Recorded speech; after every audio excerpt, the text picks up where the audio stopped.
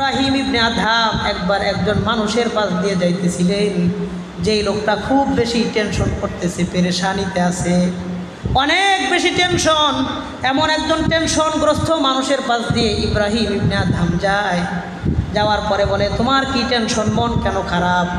লোকটা অভিযোগ করে, আমার এই সমস্যা সেই সমস্যা, নানান রকমের সমস্যার কথা বলে। ইব্রাহিম ইবনে আদহাম তারে বলেন, ইন্নী সাইলুকা আন সালাতিন ফাজিবনি, আমি আপনাকে 3টা প্রশ্ন করতে চাই। আদহাম এক লোকের পাশ দিয়ে যাইতেছেন, দেখে লোকটা খুব পেরেশানিতে আছে, ব্যাপক পেরেশানি করতেছে। তো তিনি ডাক দিয়ে জিগাইলেন, কি টেনশন, কি পেরেশানি? অনেকগুলা কথা বললো, আমার এই অসুবিধা সেই অসুবিধা, অনেক কথা বললেন।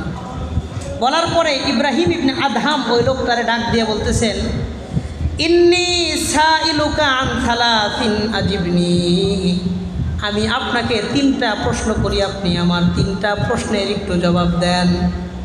কয়, কি আপনার প্রশ্ন?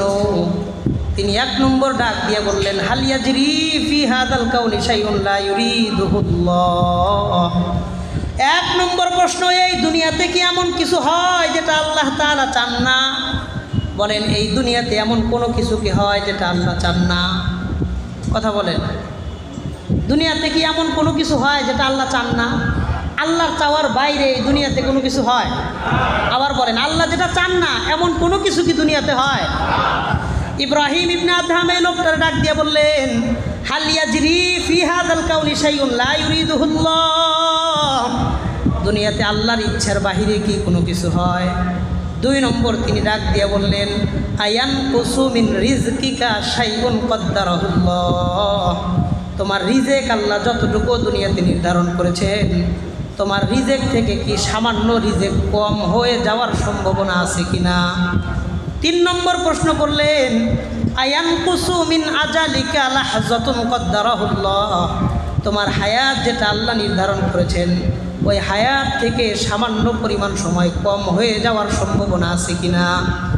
3টা প্রশ্ন করলেন। 1 নম্বর, এই দুনিয়াতে এমন কোনো কিছু কি হয় যেটা আল্লাহ চায় নাই? 2 নাম্বার, তোমার রিজেক থেকে কি সামান্য কোনো কিছু কমার সম্ভাবনা আছে? 3 নাম্বার, তোমার হায়াত যতদিন আল্লাহ নির্ধারণ করেছেন, এই হায়াত থেকে সামান্য সময় কি কম হওয়ার সম্ভাবনা আছে? লোকটা 3টা প্রশ্নের একটা উত্তর দিয়া বললেন, লা, আপনি যে 3 প্রশ্ন করেছেন একটাই উত্তর, আমার হায়াত থেকেও সামান্য সময় কমবে না, আমার নির্ধারিত রিজেক থেকেও সামান্য সময় কমবে না। আল্লাহর ইচ্ছার বিরুদ্ধে বাহিরে দুনিয়াতে কোনো কিছু হয় না। তখন ইব্রাহিম ইবনে আদহাম তাকে ডাক দিয়ে বললেন, ফাআলা মাল হাম্মু ইদা, তাহলে বলো তোমার দুনিয়াতে টেনশন কিসে? তোমার রিজেকটা আল্লাহর পক্ষ থেকে নির্দিষ্ট, তোমার হায়াতটা আল্লাহ তাআলা নির্ধারণ করে রেখেছেন, আল্লাহর ইচ্ছার বাহিরে দুনিয়াতে কোনো কিছু হয় না। এই 3টা বিষয় যদি তুমি নিশ্চিত হতে পারো, দুনিয়াতে তোমার টেনশন করার প্রয়োজন নাই। আমার রিজিক আল্লাহ আমার জন্মের দুনিয়াতে আসার 50,000 বছর আগে নির্ধারণ করে রেখেছেন, এটা নিয়ে আমার আপনার কোনো পেরেশানি টেনশন করার কোনো প্রয়োজন আছে? না, কোনো প্রয়োজন নেই। মানুষের কাছে বলারও কোনো প্রয়োজন নেই। হ্যাঁ, বিপদ আপদ আমাদের জীবনে আসবে, বিপদ আপদ আসবে, ওই বিপদের কারণে যতটুকু মন খারাপ করার, মানুষ হিসেবে কষ্ট লাগার লাগবে। মানুষের তবিয়ত হলো ভালো জিনিস পাইলে আনন্দিত হয়, কষ্ট পাইলে কষ্ট লাগে, খারাপ লাগে, স্বাভাবিক। নবীজি সাল্লাল্লাহু আলাইহি ওয়াসাল্লামের জীবনে এমন হয়েছে, এক কাফের ছিল, নাম ছিল ওয়াহশী। তার দ্বারা আল্লাহ দুনিয়াতে এমন একটা গুনাহ করাইছে, অন্যায় করাইছে, এই অন্যায় দুনিয়াতে অন্য কোনো কাফের দ্বারা আল্লাহ করায় না। কিসমত ভালো, একে পরবর্তীতে আল্লাহ হেদায়াত দিয়েছেন, তিনি কালেমা পড়ে মুসলমান হয়ে গেছেন। ওয়াহশী, বলেন নাম কি? ওয়াহশী। ওয়াহশী উহুদের যুদ্ধে, হযরত ওয়াহশী রাদিয়াল্লাহু আনহু, তখন তিনি মুসলমান হন নাই। উহুদের যুদ্ধের ময়দানে নবীজি সাল্লাল্লাহু আলাইহি ওয়াসাল্লামের চাচা হযরত হামজা রাদিয়াল্লাহু আনহু তার দেহটাকে শহীদ করার পরে 7টা টুকরা করছে। 7 টুকরা করে বুকের মাঝখান দিয়ে বডিটা ফাইরা নবীজির চাচার কলিজাটা টাইনা বাইর করে ওই কাঁচা কলিজা নিজের দাঁত দিয়া চাবায়া চাবায়া খাইছে। এমন নির্মম কঠিন আচরণ করেছে। হযরত ওয়াহশী হযরত হামজা রাদিয়াল্লাহু আনহুর চোখ দুটো উঠায় ফেলাইছে, বুকের উপরে পাড়া দিয়া জিহ্বা টান দিয়ে বের করে গোড়া থেকে জিহ্বাটা কাটছে। এই জিহ্বাটারে 40 টুকরা কইরা উহুদের ময়দানের মধ্যে ছিটায় দিছে। এমন কোনো নির্মম আচরণ করা হয় নাই যেটা হযরত হামজার সাথে হয় নাই। মুসলাহ একটা শব্দ, তার লাশটাকে টুকরা টুকরা করেছে, চোখ উঠায় ফেলাইছে, দাঁতগুলা টাইনা উঠাইছে, কলিজা বুক ফাইরা কলিজা কাঁচা কলিজা বের করে দাঁত দিয়া টাইনা টাইনা খাইছে। এমন কঠিন নির্মম আচরণ করেছে। পরবর্তীতে এই ওয়াহশী একদিন নবীজির কাছে এসে বলে, আমার জীবনে এমন একটা অন্যায় আমার দ্বারা হয়েছে, এটা দুনিয়ার কোনো মানুষের দ্বারা এমন অন্যায় হয় নাই। আমি যদি এই মুহূর্তে আপনার হাতে হাত রেখে কালিমা পড়ে মুসলমান হয়ে যাই, আমার এই অন্যায়টা আল্লাহ মাফ করবেন কিনা? নবীজি বললেন, হ্যাঁ, তুমি যদি এই মুহূর্তে কালিমা পড়ে মুসলমান হয়ে যাও, তোমার ইতিপূর্বের সমস্ত গুনাহ খাতা আল্লাহ মাফ করে দিবে। সাথে সাথে ওয়াহশী বললেন, ইয়া রাসূলুল্লাহ,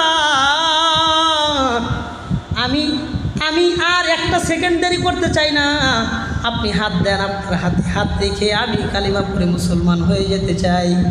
নবীজি কালিমা পড়ায় মুসলমান বানাইলেন। গোসল টোসল করে ওয়াহশী আসলো। ওয়াহশী রাদিয়াল্লাহু আনহু আসলেন। নবীজি মসজিদে নববীর মধ্যে সাহাবায়ে কেরামদেরকে ভাষণ দিতেছিলেন, বক্তৃতা করতেছিলেন, কথা বলতেছিলেন। হযরত ওয়াহশী নবীজির সামনে গিয়ে বসলেন। কিন্তু নবীজি তো মানুষ, আমরা যেমন মানুষ, ভালো জিনিসে আমাদের মন আনন্দিত হয়, খারাপ জিনিস দেখলে আমাদেরও কষ্ট লাগে। নবীজি যখন ওয়াহশীর চেহারাটা দেখছেন, সাথে সাথে তার চাচার কথা মনে হয়েছে। আহারে, এই ওয়াহশী আমার চাচার বুকের উপর পাড়া দিয়া বুকটারে ফেরে কলিজাটারে টাইনা বাইর কইরা কাঁচা কলিজা চাবায়া চাবায়া খাইছে, জিহ্বাটারে 40 টুকরা কইরা উহুদের ময়দানের মধ্যে ছড়াইয়া দিছে, যেন হামজার জিহ্বাটাকেও একসাথে দেখতে না পারে। নবীজির চাচার কথা মনে হইয়া মনটা বড় বিষণ্ণ খারাপ হয়ে গেছে। হযরত ওয়াহশীকে ডাক দিয়ে বললেন, ইয়া ওয়াহশী, হাল তাস্তাতিউ আন তুগাইয়িবা ওয়াজহাকা আন্নী। ওয়াহশী, তুমি কি পারবা তোমার চেহারাটা আমার কাছ থেকে গায়েব রাখতে, দূরে সরায় রাখতে? আমি চাই আমি জীবদ্দশায় তুমি কোনোদিন আমার সামনে আসবা না। এখানে একটা বিশাল প্রশ্ন, আল্লাহ যদি তার গুনাহ মাফ করে দিতে পারেন, তা নবীজির মাফ করতে সমস্যা কোথায়? তার যে একটা নির্মম ঘটনা ঘটছে, হযরত হামজাকে নির্মমভাবে শহীদ করে নির্মম আচরণ করছে, চোখ উঠাইছে, জিহ্বা টাইনা বাইর করে কাটছে, কলিজা চাবায়া কাঁচা কলিজা চাবায়া নির্মম ব্যবহার করেছে, এই ঘটনা কি আল্লাহ কালিমার দ্বারা মাফ করে দেন নাই? দিছে। নবীজি এই কথা কেন বললেন? এই হাদিসের ব্যাখ্যায় মুহাদ্দিসিন কেরাম ফথুল বারী বুখারীর একটা সরা আছে, ইবনু হাজার আসকালানী রাহিমাহুল্লাহ তিনি বলেন, ওয়া হুয়া বাশারুন, আমাদের নবী ছিলেন একজন মানুষ। লা ইস্তাতিউ আন ইয়াখরুজা মিন কুফজাতিল বাশারিয়া, মানবিক গুণ থেকে তিনি পবিত্র নয়। মানুষ এই জন্য তার ক্ষুধা লাগে, মানুষ এই জন্য তাকে ঘুমাইতে হয়, মানুষ এই জন্য তাকে গোসল করতে হয়, এই জন্য তাকে হাট বাজারে যাইতে হয়। তিনি যেহেতু মানুষ ছিলেন, চাচার কথা মনে হওয়ার কারণে মন খারাপ হওয়া, চাচার জন্য মনে ভালোবাসা জাগা, বলেন অসম্ভব না সম্ভব? অস্বাভাবিক কিছু না, এটা স্বাভাবিক, চাচার জন্য মায়া লাগবে। হযরত ওয়াহশী রাদিয়াল্লাহু আনহু যতদিন নবীজি জীবিত ছিলেন, কোনো দিন আর সামনে বৈশা বয়ান শোনেন নাই। সব সময় তিনি নবীজির পিছনে বৈশা বৈশা বয়ান শুনতেন। নিজের চেহারাটারে কোনো দিন নবীর সামনে পেশ করেন নাই। নবীজি যখন ইন্তেকাল হয়েছে, ওয়াহশীর মনটা খারাপ। আমি নবীজির সামনে থেকে জানাজায় শরীক হতে পারে নাই, পিছনের কাতারে ছিলেন। মনে একটা কষ্ট, আমি যে অন্যায় করেছি আল্লাহ মাফ করে দিয়েছেন, কিন্তু নবীজির প্রতি আমার যে ভালোবাসা, নবীজির হয়তো অন্তরে আমার জন্য ওই পরিমাণ ভালোবাসা ছিল না। নবীজির ইন্তেকালের পরে একজন লোক নবী দাবি করেছিল, মুসাইলামাতুল কাজ্জাব। নবীজির পরে সে নিজেও আবার নবী দাবি করেছে। এই ওয়াহশী যেভাবে হযরত হামজা রাদিয়াল্লাহু আনহুকে হত্যা করেছিল, শাহাদত বরণ করেছিল, ওইভাবেই ওই মুসাইলামাতুল কাজ্জাবকেও হত্যা করেছে। এই রকম নির্মম আচরণ তার সাথেও করেছে। ওই দিন হযরত ওয়াহশী 2 হাত আসমানের দিকে উঠায় বলে, আল্লাহ, আমার দিল সাক্ষী দিতেছে, আজকে যদি নবীজি দুনিয়াতে জীবিত থাকতেন, তার চাচাকে হত্যা করার কারণে তিনি যেই পরিমাণ মন খারাপ করেছিলেন, একজন নবী দাবিদার ব্যক্তিকে আমি হত্যা করার কারণে আমার প্রতি তিনি খুশি হয়ে যাইতে। আগে একটা কষ্টদায়ক কাজ আমার দ্বারা হয়েছে, আজকের এই কাজ যদি নবীজি দেখতেন যে নবী দাবি করছে নবীর পরে তাকে নির্মমভাবে আমি হত্যা করেছি, কল্লা উড়াইয়া ফেলাইছি, নবী এটা দেখে দিল থেকে আমার জন্য দোয়া করতেন আর খুশি হয়ে যেতেন। তো মানুষ হিসেবে আমার আপনার যদি বিপদ আপদ আসে, তো আমাদের বিপদ আপদেও মন খারাপ হবে, তবে এই বিপদটাকেই নিজেকে এখানেই শেষ করে দেওয়া যাবে না, আল্লাহর প্রতি নৈরাশ্য ভাব নিয়ে আসা যাবে না। মুমিন তার বিপদের মধ্যেও ভরসা করবে কার উপর? আমরা বিপদের মধ্যে আল্লাহর কাছে অভিযোগ বেশি দায়ের করি, কিন্তু শুকরিয়া আদায় করি না। এই যে আজকে এই মাসের 29 তারিখ, এই মাসের 19 তারিখে আমি একটা প্রোগ্রাম গিয়েছিলাম চাঁপাইনবাবগঞ্জ। এই মাসের 19 তারিখ, আজ থেকে 10 দিন আগে, চাঁপাইনবাবগঞ্জ ভোলাহাট থানা, একদম বর্ডার এলাকায়। চাঁপাইনবাবগঞ্জ থেকেও 2 ঘন্টার মতন সময় লাগে,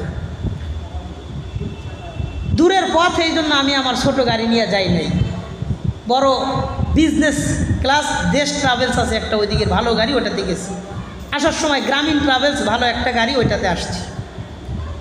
তো যেগুলো দামি গাড়ি হয় বিজনেস ক্লাস, এসি, স্লিপার, ওই গাড়িগুলাতে হকারও ওঠে না, আবার ফকিরও ওঠে না, উঠতে দেয় না। কথা ঠিক আছে না? কোনো হকারও ওঠার অনুমতি নাই, কোনো ভিক্ষুক ফকিরও ওঠার অনুমতি নাই।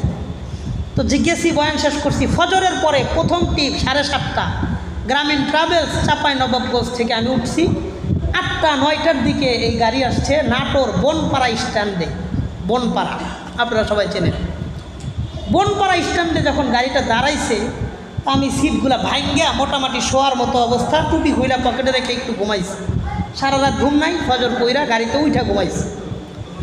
হঠাৎ করে এই গাড়ির মধ্যে একটা সালাম শোনা গেছে, খুব সুন্দর করে স্পষ্ট ভাষায় সালাম দিয়েছে, আসসালামু আলাইকুম ওয়া রাহমাতুল্লাহি ওয়া বারাকাতুহু। লম্বা করে একটা সালাম দিয়েছে। সালাম দেওয়ার পরে বলে, সম্মানিত যাত্রীগণ, আমার নাম মোহাম্মদ জাহাঙ্গীর আলম, আমি একজন ইলেকট্রিশিয়ান, মিস্ত্রি ইলেকট্রিশিয়ান, আমি ইলেকট্রিকের কাজ করতাম, আমি একজন উচ্চশিক্ষিত মানুষ, আমি কোনো ভিক্ষুক নয়। রাষ্ট্রীয় একটা প্রজেক্টে কাজ করতে গিয়া মেন সুইচে অসুবিধা হয়ে যাওয়ার কারণে, দুর্ঘটনাজনিত কারণে আমার 2টা হাত আমি হারায় ফেলাইছি। আমি দূর থেকে তাকায় দেখলাম ডান হাতটা এখান থেকে নাই, বাম হাতটা ওইখান থেকে নাই। একজন মানুষের 2টা হাত নাই। উনি বলতেছেন আমি কোনো ভিক্ষুক নয়, আমি মূর্খ মানুষ না, আমি শিক্ষিত মানুষ, আমি সুস্থ মানুষ, আমি অসুস্থ মানুষ না। কিন্তু উপার্জন করার, রিজেক তালাশ করার যে যোগ্যতা আমার ছিল, আল্লাহ ওই যোগ্যতাটা আমার কাছ থেকে ছিনিয়ে নিছে। এখন আমি বেঁচে আছি, সুস্থ আছি, কিন্তু উপার্জন করার মতো ক্ষমতা আমার নাই। আমার এই অবস্থার উপর যদি আপনাদের সামান্য পরিমাণ দয়া হয়, একটু যদি দয়া আমার উপরে হয়, আমার পরিবার আছে, বিবি বাল বাচ্চা আছে, মা বাবা আছে, তাদের জন্য আমার প্রতি আপনাদের সাধ্য মোতাবেক সামর্থ্যের হাতটুকু বাড়াবেন। এমন কথা বলতে বলতে লোকটা যখন গাড়ির ভিতরে আসতেছিল, আমি আমার পকেট থেকে আমি মানিব্যাগটা বের করেছি। পকেট থেকে মানিব্যাগটা বের করার পর 200 টাকার একটা নোট, একদম কচকচা একটা নোট, 200 টাকার একটা নোট আমি বের করে আমার সিট থেকে তার দিকে হাত দিয়ে বাড়াইয়ে দিয়েছি যে টাকাটা আপনি নেন। ওই লোকটা আমার দিকে তাকায় বলে, হুজুর, আপনার টাকাটা হাত দিয়া ধরে পকেটে রাখার মতন আমার 2টা হাত নাই। আপনার যে টাকাটা ধরে আমি পকেটে রাখবো, এই হাত আমার নাই। আমি তাকায় দেখলাম তার জামার ডান পাশে একটা পকেট, বাম পাশে একটা পকেট।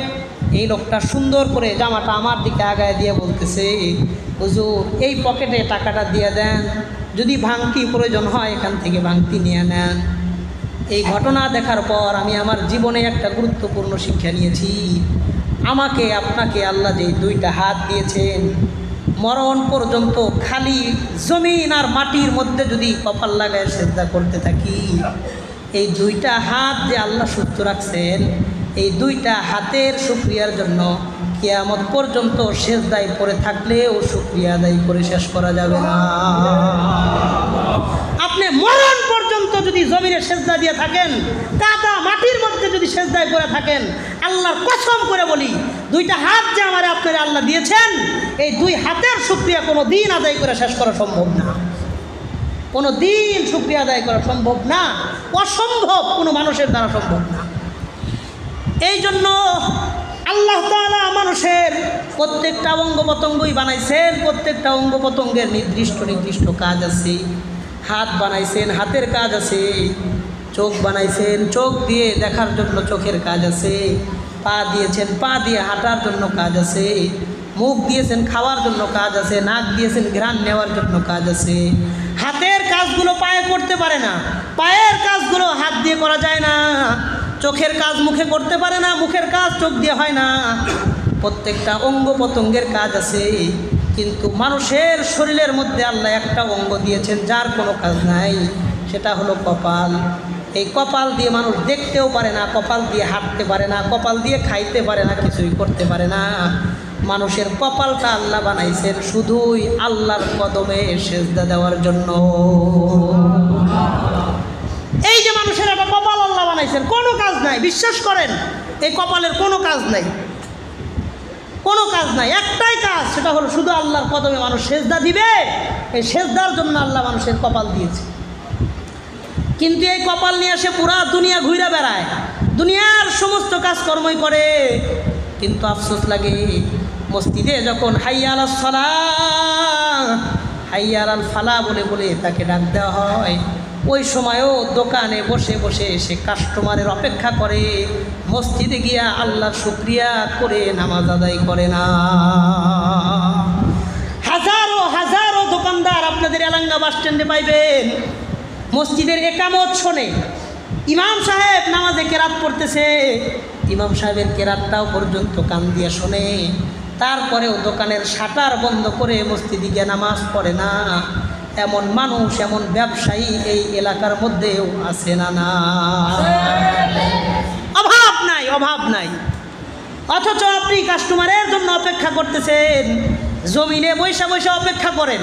অথচ আল্লাহ বলেন ওয়াফিস সামাই রিজকুকুম ওয়া মা তুআদুন, তোমাদের জন্য আল্লাহ যা কিছু দিবেন, যা রিজেক রাখছেন সব আসমানে।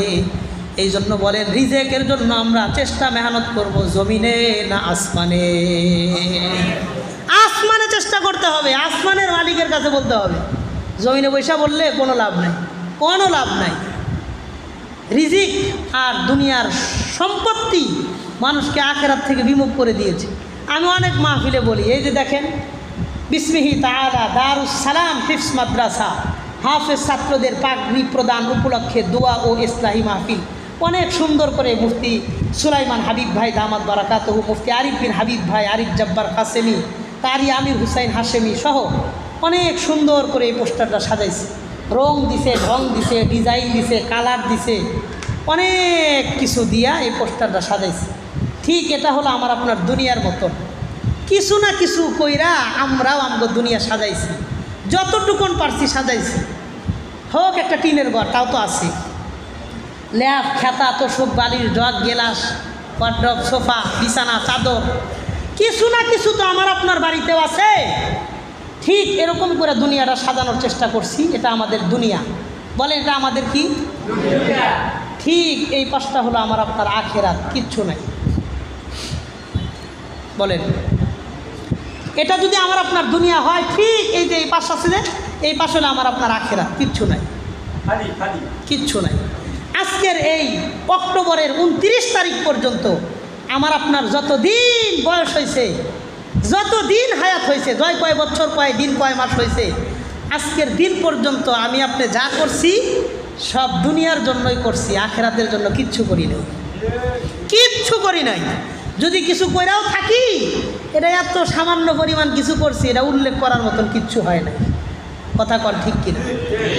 এই জন্য আমরা দুনিয়ার ফিকির করব, মেহনত করব, কিন্তু দুনিয়া দুনিয়া করতে করতে যেন আখেরাত ধ্বংস হয়ে না যায়, ওই বিষয়টাও আমার আপনার জীবনে খেয়াল রাখার দরকার আছে না? না, এটাও খেয়াল রাখার দরকার আছে। এই জন্য আমাকে আপনাকে আল্লাহ যে অবস্থায় রাখেন, আল্লাহর ফায়সালায় সন্তুষ্ট, এই জিনিসটাকে বলা হয় রেজা বিল কাজা। আল্লাহর ফায়সালায় আমি সন্তুষ্ট। বলেন, সবাই কথাটা মুখস্থ করেন, আল্লাহর ফায়সালায় আমি সন্তুষ্ট। বলেন বলেন, আল্লাহর ফায়সালায় আমি সন্তুষ্ট। আবার বলেন, আল্লাহর ফায়সালায় আমি সন্তুষ্ট। আর একবার বলেন, বলেন আল্লাহর ফায়সালায় আমি সন্তুষ্ট। এটাকে আরবিতে বলা হয় রেজা বিল কাজা। রেজা মানে রাজি, কাজা মানে ফায়সালা। আল্লাহর ফায়সালায় আমি সন্তুষ্ট, এটার আরবি হলো রেজা বিল কাজা। রেজা বিল কাজা মানে আল্লাহ যা ফায়সালা করছে আমি সন্তুষ্ট, আমি আল্লাহর ফায়সালায় সন্তুষ্ট। নবীর একজন বিখ্যাত সাহাবী ছিলেন সাদ বিন আবি ওয়াক্কাস রাদিয়াল্লাহু আনহু। প্রসিদ্ধ সাহাবী, আপনারা সবাই তার নাম জানেন, সাদ ইবনে আবি ওয়াক্কাস আল-লাইসি রাদিয়াল্লাহু আনহু। এই সাদ বিন আবি ওয়াক্কাস সম্পর্কে আব্দুল্লাহ ইবনে সায়েক রাদিয়াল্লাহু আনহু এক সাহাবী, তিনি বলেন, লাম্মা কদিমা সাদ ইবনে আবি ওয়াক্কাস আল-লাইসি রাদিয়াল্লাহু আনহু মক্কা। সাদ ইবনে আবি ওয়াক্কাস লাইসি রাদিয়াল্লাহু আনহু মদিনা থেকে হিজরত করে একবার মক্কায় আসলেন। সব সাহাবী তো মক্কা থেকে হিজরত করে মদিনায় যায়, তিনি একবার মদিনা থেকে হিজরত করে মক্কায় আসছেন। বলেন, সব সাহাবী হিজরত করছেন মক্কা থেকে কোথায়? মদিনায়। সাদ বিন আবি ওয়াক্কাস তিনি মদিনা থেকে আসছে কোথায়? মক্কায়। নবীজির ইন্তেকালের পরে, অনেক দিন পরে, নবীজি মারা গেছেন, ইন্তেকাল হয়েছে, এর অনেক দিন পরে সাদ বিন আবি ওয়াক্কাস তিনি একবার মক্কায় আসছে বেড়াইতে। ওই সময় তার চোখ দুইটা অন্ধ হয়ে গেছে, বার্ধক্যজনিত কারণে কাঁদতে কাঁদতে চোখ দুটোটা অন্ধ, চোখে দেখে না। সাদ বিন আবি ওয়াক্কাস আল-লাইসি রাদিয়াল্লাহু আনহু মক্কায় আসার পর ফাজাআলান নাস ইয়াহরাউনা ইলাইহি